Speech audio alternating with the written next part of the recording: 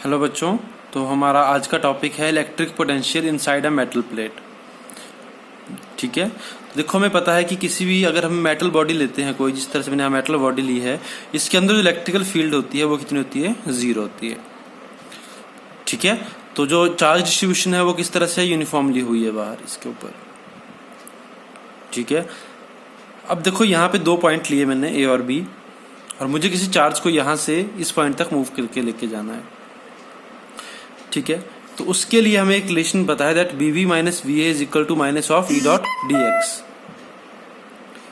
Clear है? अब electrical field कितनी है इनसाइड द मेटल प्लेट? 0 है, तो ये भी कितना हो जाएगा? bv माइनस va कितना हो जाएगा? 0 हो जाएगा। तो यहां से हमें क्या मिल गया कि bv is equal to ba। Clear है कि जो पोटेंशियल है इनसाइड अ मेटल बॉडी वो क्या रहता है? इक्वल रहेगा हर एक पॉइंट के ऊपर।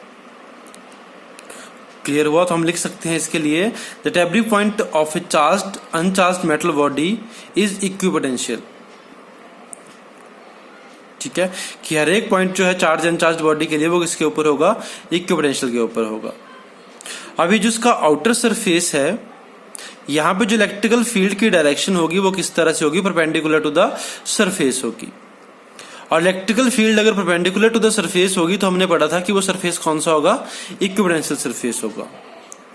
तो इसके लिए हम पॉइंट लिख सकते हैं from the outer surface of metal body always electric lines of forces originate और terminate normal to the surface. Clear है कि जो भी यहां से इलेक्ट्रिकल लाइंस ऑरिजिनेट हो रही होंगी, इसके ऊपर टर्मिनेट हो रही होंगी, वो किस तरह से हो रही होंगी? उसके ऊपर नॉर्मल टू द सरफेस होंगी। तो ये जो सरफेस है आउटर सरफेस, ये भी किस पे होगा? इक्विपोटेंशियल सरफेस होगा। क्लियर है? नेक्स्ट है electric potential due to a charged metal sphere. अब हमने क्या करा, एक मेटल स्फीयर लिया, इसके ऊपर चार्ज डिस्ट्रीब्यूशन हुई है सरफेस के ऊपर। क्लियर है? इसकी रेडियस r है। अब इस पॉइंट से अगर मैं किसी पॉइंट के ऊपर पोटेंशियल निकाल लूं, ठीक है, तो अगर मैं स्फीयर को बाहर से देखूं तो मुझे किस तरह से लगेगा ये कि जो सारा चार्ज है ये कहां पे डिस्ट्रीब्यूटेड है? इसके सेंटर के ऊपर। क्लियर है? जो इलेक्ट्रिकल फील्ड की डायरेक्शन है वो किस तरह से है? आउटवर्ड है, रेडियली आउटवर्ड हर एक पॉइंट के लिए। तो अब अगर इस पॉइंट से मैं किसी पॉइंट P के ऊपर पोटेंशियल निकालूं तो वो कितना होगा? देखो, अगर जो सारा चार्ज है वो कहां पे कंसंट्रेटेड होता दिख रहा है? इस सेंटर के ऊपर। क्लियर है? तो ये कैसे बिहेव करेगा? As a point charge. और अगर एज अ पॉइंट चार्ज ये बिहेव कर रहा है तो इसकी वजह से जो पोटेंशियल होगा इस पॉइंट के ऊपर वो कितना हो जाएगा? KQ बाई x हो जाएगा। When x is greater then r, जब x क्या होगा? इस r से बड़ा होगा। Second case for x is equal to r, जब x r के इक्वल हो जाएगा तो पोटेंशियल कितना हो जाएगा? KQ by r। क्लियर है? और जब x r से छोटा हो जाएगा, मतलब जब ये पॉइंट कहां पे आ जाएगा? इस यहां पे आ जाएगा x, इस पॉइंट के ऊपर मुझे पोटेंशियल निकालना होगा। तो उस पॉइंट के लिए क्या हुआ? जो x था वो लेस देन r हो गया, तो इनसाइड आ गए हम। तो इनसाइड पोटेंशियल कितना होगा? KQ by r। क्योंकि पोटेंशियल क्या रहेगा इसमें अंदर? अब कांस्टेंट रहेगा, क्योंकि यहाँ पे कोई भी इलेक्ट्रिकल फील्ड नहीं है। क्लियर है? तो पोटेंशियल क्या रहेगा? सेम रहेगा जितना सरफेस के ऊपर है। क्लियर है? अगर हम हॉलो स्फीयर की बात करते हैं तो उसके लिए भी ये वैलिड है रिलेशन जो हमने निकाले हैं। क्लियर है? अगर इनके लिए मैं ग्राफ बनाऊं तो ग्राफ ड्रॉ करता हूं तो देखो यहां तक जब तक x is equal to r था पोटेंशियल क्या रहेगा? Constant, same value KQ by r। तो जब x 0 था तब भी पोटेंशियल कितना था? KQ बाई r यहां पे, और यहां तक कांस्टेंट रहा। उसके बाद क्या हुआ? ये डिक्रीज होना शुरू हो गया। क्लियर है? तो ये कहां पे है? ये हमारा कहां पे है? इनसाइड, और ये कहां पे आ गया? आउटसाइड पे। तो वहां पे वो यूनिवर्सली वेरी कर रहा है x के साथ पोटेंशियल। क्लियर हुआ बच्चों? नेक्स्ट है electric potential due to uniformly charged solid sphere. अब चार्ज क्या है? यूनिफॉर्मली, जो हमारे पास स्फीयर दे रखा है वो कैसे? यूनिफॉर्मली चार्ज्ड है। ठीक है, यूनिफॉर्मली चार्ज्ड है तो ये कौन सा बन जाएगा? नॉन कंडक्टिंग स्फीयर बन जाएगा। इसकी इस तरह से इसके ऊपर चार्ज आ जाएगा वॉल्यूम के ऊपर। क्लियर है? तो ये भी सेम किसकी तरह बिहेव करेगा? As a point charge behave करेगा।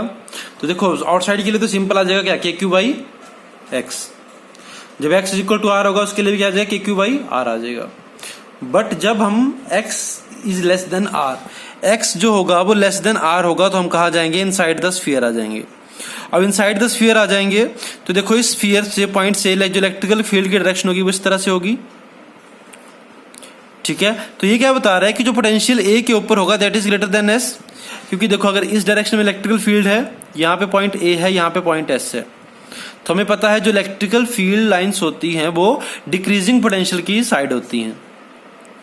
तो potential at A is greater than potential at S, ठीक है। तो using relation of potential difference B A minus B S कितना हो जाएगा, integration of E dot D X limit A to S, इसका क्या लेंगे हम, मैग्नीट्यूड। मैग्नीट्यूड क्यों लेंगे, क्योंकि जो पोटेंशियल ए के ऊपर है वो क्या है, ग्रेटर देन है, ग्रेटर देन है स्फीयर सरफेस के पोटेंशियल से। क्लियर है। तो इलेक्ट्रिकल फील्ड जो होती है इनसाइड सॉलिड स्फीयर हम निकाल चुके हैं गॉस लॉ से, वो कितनी आती थी, K Q X by R cube from Gauss law application, ठीक है। ध्यान रखना गॉस लॉ एप्लीकेशन हमने पढ़ा था कि जो इलेक्ट्रिकल फील्ड होती है इनसाइड अ सॉलिड स्फीयर या नॉन कंडक्टिंग स्फीयर वो कितनी होती है, K Q X by R cube. Clear है। अब इसकी वैल्यू यहां पुट कर दो तो क्या बन जाएगा, B A minus B S is equal to K Q by R cube, constant आ गया, अंदर क्या बचा, X dot D X. Clear है। और ये जो लिमिट्स है वो कहां से कहां जाएगी, एक्स टू आर, क्योंकि हम कहां से कहां के बीच निकाल रहे हैं, पोटेंशियल ए और एस के बीच में। तो ए पोटेंशियल जो ए पॉइंट है वो कितने डिस्टेंस के ऊपर है, एक्स, जो एस पॉइंट है वो कितने डिस्टेंस के ऊपर है, आर, जो इसकी रेडियस है। क्लियर हुआ। तो यहां पे क्या आ जाएगा, ई इनसाइड कितना आ जाएगा, यहां पे अब इसके हमने इंटीग्रेशन कर दी तो कितनी बनेगी, X square by 2 limit X to R, यहां वैल्यू पुट कर दी हमने। क्लियर है। अब भी हमने क्या निकालना है कि बी ए, जो बी ए इनसाइड पॉइंट है वो कितना हो जाएगा, K Q by 2 R cube, R square minus X square plus K Q by R, जो पोटेंशियल कहां पे है, सरफेस के ऊपर है, वो इधर आके ऐड हो जाएगा। तो जब इसको सिंप्लीफाई करेंगे तो कितना बन जाएगा, B inside K Q by 2 R cube 3 R square minus X square. Clear है। अब सेंटर के ऊपर कितना होगा, इस पॉइंट के ऊपर कितना पोटेंशियल होगा, तो जब सेंटर के ऊपर आएंगे तो एक्स कितना हो जाएगा, 0 हो जाएगा। तो यहां पे एक्स को 0 पुट कर दो, एक्स को 0 पुट करा तो कितना बन जाएगा, ये 3/2, देखो यहां से 3/2 के क्यू आर क्यू, के क्यू बाई आर। क्लियर है। तो ये पोटेंशियल होगा कहां, सेंटर के ऊपर, जब एक्स कितना होगा, 0 होगा। क्लियर है। तो देखो अगर इसके लिए हम ग्राफ बनाएं तो यहाँ पे इस साइड पोटेंशियल है और इस साइड हमारे पास डिस्टेंस है। तो पोटेंशियल जब ये 0 होगा तो ये हमारे पास पोटेंशियल है कुछ इस तरह से वेरी कर रहा होगा, यहां तक पोटेंशियल कितना रहेगा, के क्यू बाई आर रहेगा सरफेस तक। बट जब हमारे पास एक्स कितना है, 0 है, तो पोटेंशियल कितना है, 3/2 के क्यू बाई आर। क्लियर है। और इस पॉइंट के ऊपर जब एक्स किसके इक्वल है, आर के इक्वल है, तो कितना हो जाएगा, ये के क्यू बाई आर।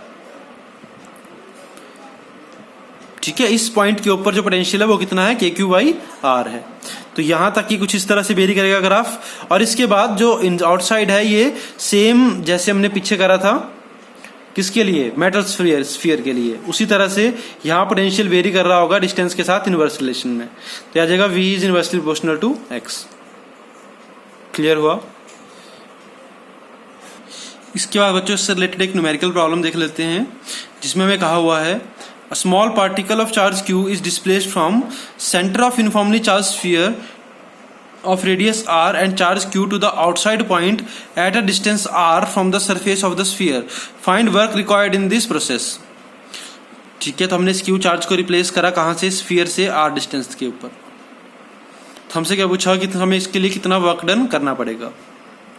क्लियर। तो हम सिंपली लिख सकते हैं work required to shifting the Q from C to P is, देखो वर्क डन क्या होता था, final energy minus initial energy.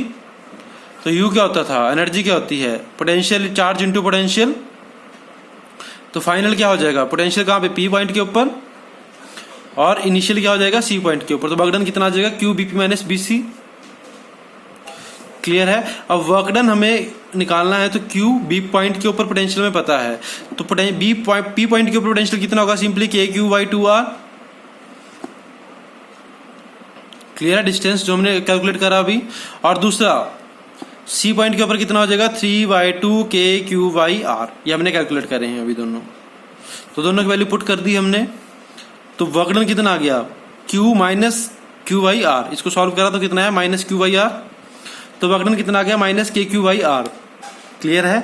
अब ये जो माइनस साइन है ये क्या शो कर रहा है यहाँ पे, ये शो कर रहा है कि हमें इसके ऊपर कोई भी एक्सटर्नल वर्क नहीं करना पड़ेगा इसको यहां से यहां तक मूव कराने के लिए। जो वर्क डन कर रहा है वो कौन कर रहा है, सिस्टम कर रहा है अपने आप इसके ऊपर, चार्ज के ऊपर। क्लियर है। यहाँ पे पॉजिटिव चार्ज रखा हुआ था, ये पॉजिटिव चार्ज इसको क्या करेगी, ये जो यहाँ स्फीयर का चार्ज है रिपेल करना शुरू करेगा, सेंटर से इसको रिपेल कर देगा इस पॉइंट तक अपने आप। क्लियर है। तो नेगेटिव साइन यही शो कर रहा है यहाँ पे। तो क्लियर हुआ बच्चों ये।